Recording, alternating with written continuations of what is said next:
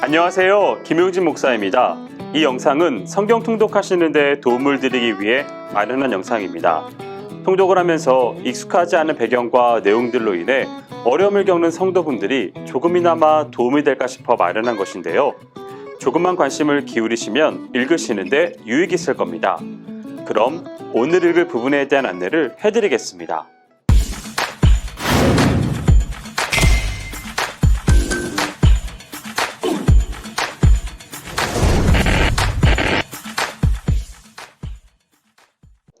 오늘 읽을 본문은 사사기 8장에서 9장까지입니다. 8장은 6장부터 이어지던 기드온 행적의 마지막 부분입니다. 기드온은 하나님의 부르심을 받고 사사가 되어 미디안 군대와 싸울 사람을 소집할 때에 에브라임 지파는 초청하지 않았습니다.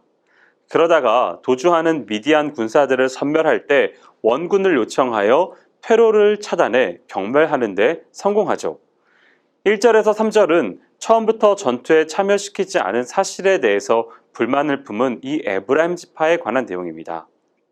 이에 대해 기드온은 자신의 공로보다도 뒤늦게 참여한 당신 에브라임 지파의 공로가 더 크다고 치하함으로써 에브라임 지파의 불만을 해소시키고 분쟁을 마무리합니다. 에브라임 지파의 불만은 그들의 자존심 때문이었습니다. 본래 에브라임 지파는 기드온이 속한 므낫세 지파와 함께 요셉의 후손으로서 경쟁 관계에 있었습니다. 그런데 므낫세 지파 소속인 이 기드온이 미디안과의 전쟁에서 큰 공을 세우자 자신들은 주도적인 역할을 하지 못했다는 데서 시기심이 발동한 것입니다. 이 일은 기드온의 겸손한 말과 행동으로 무마됩니다.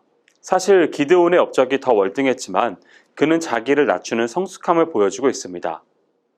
이와 마찬가지로 성도들 역시 신앙의 연륜이 쌓여갈수록 자신을 낮추고 하나님 앞에서 더욱 겸손한 모습을 보여야 하겠습니다. 4절에서 21절은 기드온이 미디안의 주력 부대를 섬멸하고 패주하는 두 왕 세바와 살문나를 추격하여 처형하는 것과 관련된 에피소드가 언급되어 있습니다. 기드온의 300용사는 전쟁에 지쳐 피곤함에도 불구하고 도주하는 세바와 살문나를 추격합니다. 그러던 중 각 지파의 지경인 숫곳과 브누엘에 이르러 먹을 것을 요구하나 거절당합니다. 마침내 세바와 살문나를 사로잡고 적들을 섬멸한 후 귀환하게 된 이 기드온은 숫곳과 브누엘에 이르러 앞서의 일로 인해 그곳 사람들을 징벌합니다. 그리고 이어 세바와 살문나를 전범으로 처형합니다. 숫곳과 브누엘은 모두 각 지파의 지경에 있는 성읍들로 이스라엘의 한 민족이었습니다. 따라서 그들은 응당 기드온을 도와야 했음에도 불구하고 기드온이 이스라엘을 용사보다 무려 50배나 많았던 이 미디안 군대를 결코 섬멸하지 못하리라 생각하고 기드온의 청을 거절했던 것입니다. 이러한 그들의 태도는 민족과 형제의 아픔을 외면하고 자신들의 무사 안일만을 도모한 기회주의적이요 이기적인 작태였을 뿐만 아니라 하나님의 능력을 완전히 무시한 불신앙의 행위였습니다. 때문에 결국 그들은 준엄한 심판을 받은 것입니다. 우리는 이 같은 사실에서 하나님과 세상을 오가며 적당히 자신들의 이기적인 욕심만을 채우고자 하는 기회주의적인 태도가 결국 하나님의 심판을 면할 수 없음을 깨달을 수 있습니다. 22절과 23절은 백성들이 기드온을 왕으로 추대하고자 했지만 백성들의 요구를 거절하고 이스라엘에는 오직 여호와 하나님만이 진정한 왕이심을 강조하는 내용이 나옵니다. 이렇게 기드온은 하나님께서 세우신 사사로서 모범적이고 성공적인 삶을 살았습니다. 그런데 그러한 그도 말년에 결정적인 두 가지 과오를 범하는데요. 22절에서 32절은 이와 관련한 내용으로 구성되어 있습니다. 먼저 기드온의 첫 번째 잘못은 하나님께서 명하시지 않은 에봇을 만든 점입니다. 그는 미디안과의 전투에서 탈취한 금 귀걸이와 각종 장신구를 녹여서 에봇을 만들어 자기 성에 보관함으로써 장차 백성들이 범죄할 소지를 만들었습니다. 다음으로 기드온의 또 다른 실수는 그의 문란한 사생활입니다.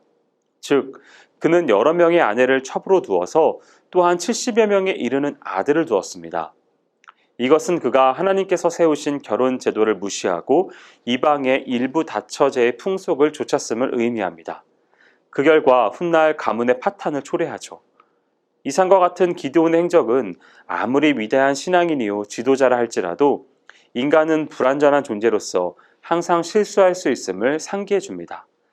따라서 우리 모두는 자신이 과거 하나님 앞에서 죄인의 신분이었음을 한시라도 망각해서는 안 되며 오직 하나님의 은혜로 구원받았음을 언제든 잊지 말고 감사해야 할 것입니다. 그 감사의 방법은 자로나 우로나 치우치지 아니하고 온전히 하나님의 뜻을 좇는 것입니다. 기드온의 업적에 힘입은 이스라엘은 기드온이 살아있는 동안 40년 동안에 평화기를 맞았습니다. 그러나 그들은 기드온이 죽자 또다시 하나님을 멀리한 채 우상 숭배에 탐닉하였습니다. 즉 그들은 자신들을 대적의 손에서 건져내신 하나님 대신에 가나안의 신인 바알을 섬겼으며 기드온이 생전에 자신들에게서 베푼 은혜마저 잊고 말았습니다. 이는 사사기에서 반복되고 있는 악순환의 연속입니다. 이러한 내용이 33절에서 35절까지 이어지고 있습니다.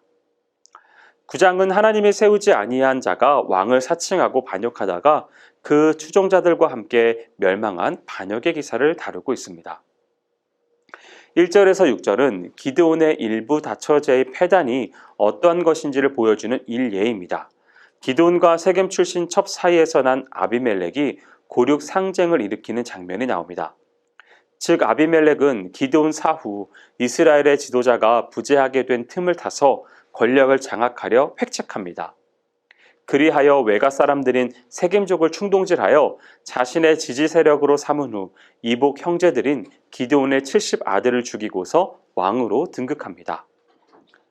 7절에서 21절은 아비멜렉의 칼날로부터 간신히 피하여 목숨을 건진 기드온의 막내 아들 요담이 아비멜렉과 세겜족 속의 가증스러운 범법 행위를 우화로서 책망하는 장면입니다.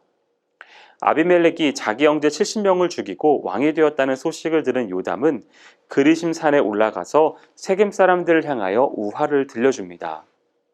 그 우화의 내용은 자신들의 왕이 되어 주도록 부탁하는 나무들의 요청에 대하여 감람나무, 무화과나무, 포도나무 등은 겸손하게 거절하지만 가시나무만은 주제넘게도 왕이 되겠다고 나섰으며 자기를 왕으로 삼은 나무들에게 자기 그늘에 와서 피할 것을 요구했다는 것입니다.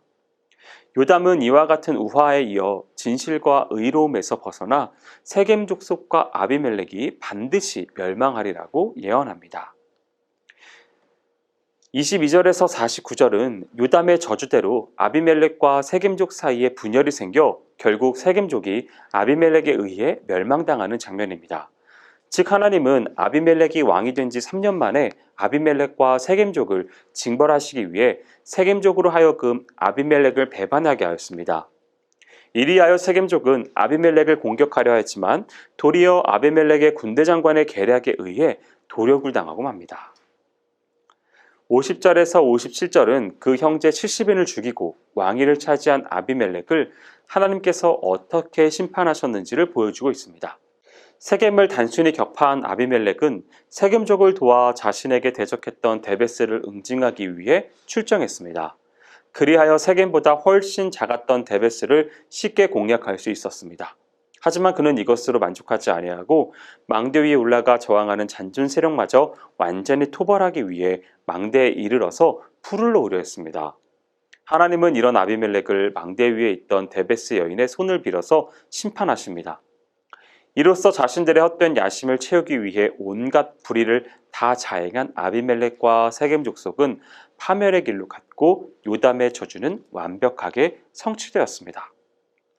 여기까지 사사기 8장에서 9장까지 성경 통독을 하실 때 도움이 될 만한 내용을 전해드렸습니다. 혹시 이외에 질문 있으시거나 나누고 싶은 이야기가 있으시면 밴드나 댓글로 달아주시면 필요한 도움을 드리겠습니다. 그럼 내일 다시 만나도록 하겠습니다. 통독 화이팅 하세요.